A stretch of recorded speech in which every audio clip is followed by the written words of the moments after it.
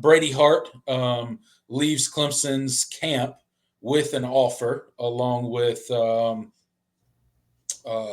what's Tait Reynolds. Tait Reynolds. Thank you. We talked about that last week about how both of them left camp with an offer. Tait Reynolds got the first offer. Brady Hart got the second offer. Brady announces first, then Tait Reynolds announces, and it's kind of a two-way race, right? Clemson is basically it's going to be like we outlined last week, first come first serve type basis. Well, Brady Hart goes up north, visits Ohio State, visits Michigan, commits to Michigan essentially on the spot. So, what were your thoughts on Brady Hart committing to Michigan? Was that a surprise that happened during that visit?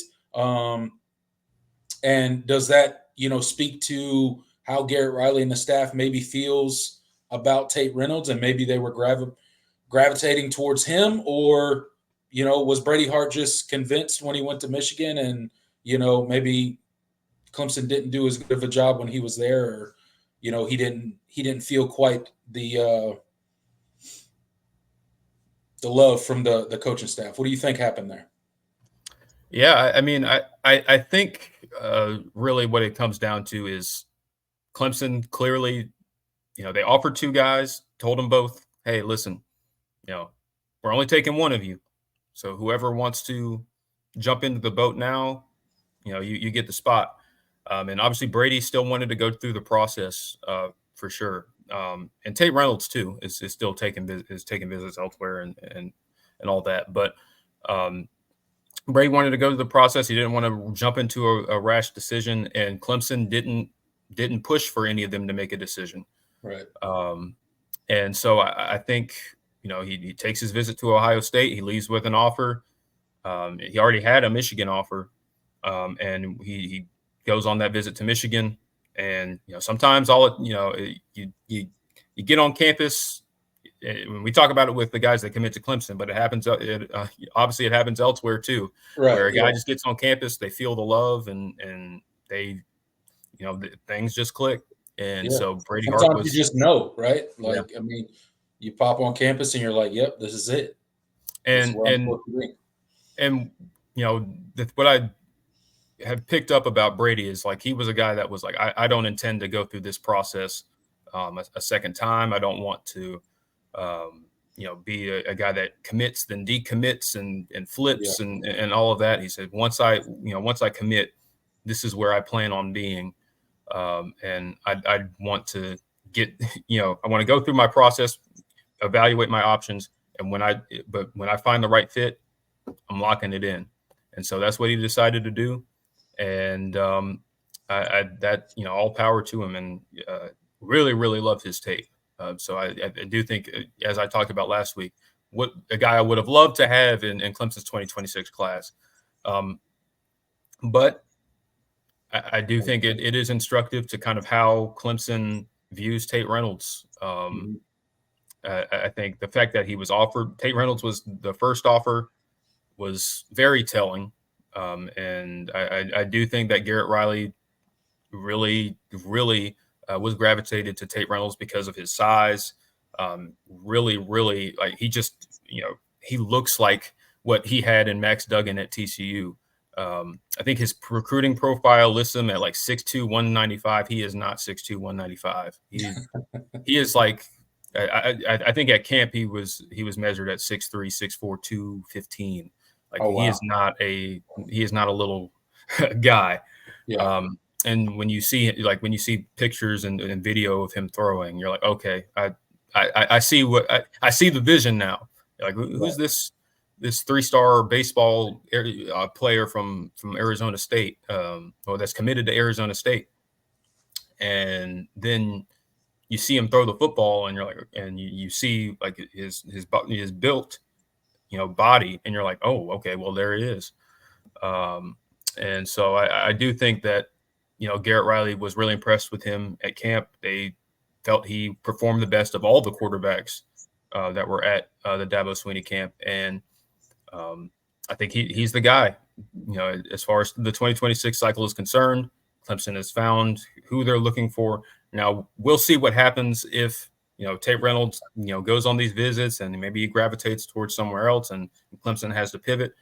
But with Brady Hart committing, I think it's Clemson is all in on Tait Reynolds. So we'll see what happens as we get closer to August, and when he can, evaluate what his baseball prospects are, and kind of where he stands there from a Clemson perspective, and also from a professional standpoint, because he is I believe he is a top 50 baseball prospect. So it's always kind of right on that borderline of guys that maybe they stay in school and play baseball, or maybe they go straight to the draft. So it can kind of be that tipping point, but it's a risk for sure.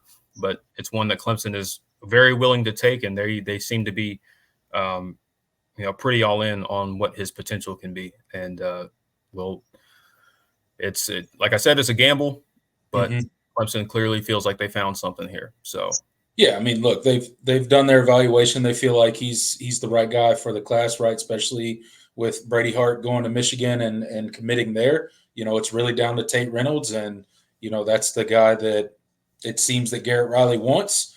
I think we expressed our concerns last week about the baseball stuff, not really about him as a quarterback, but just as splitting time with baseball. He made it clear that he definitely at least wants to play his freshman year of baseball at a minimum. So obviously the Clemson baseball program is going to be in the mix on recruiting Tait Reynolds and him identifying if he's got a shot to, have a spot on that baseball team. And that can't happen until August. So we'll kind of see how that goes. That'll be interesting. That'll definitely play a lot into it.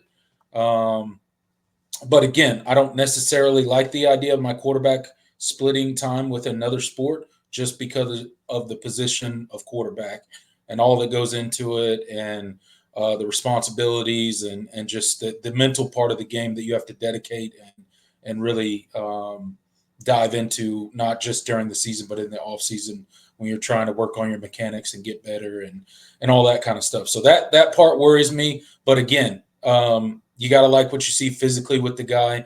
He's a big guy. He's got a big arm. He's athletic, so you got to like that part of it. No doubt about it. And we'll see what happens with all the baseball stuff. Moose has got a correction for us. He said Brady Hart committed to Michigan while on the visit to OSU. I think he's right. I kind of missed the timeline on that. I knew he was at Ohio State, at some point last week, and he had an offer, he announced an offer, and then, that's rough, bro. That's rough. You got somebody on an official visit, and they commit on your official visit to your rival. That's tough. That's pretty. It kind of reminds me of when it's not exactly the same. Yeah. But it kind of reminds me of Zach Thomas last year when he committed. Well, because if you remember, he commits to Clemson on his after his official visit. Yeah. Then he decommits. Right.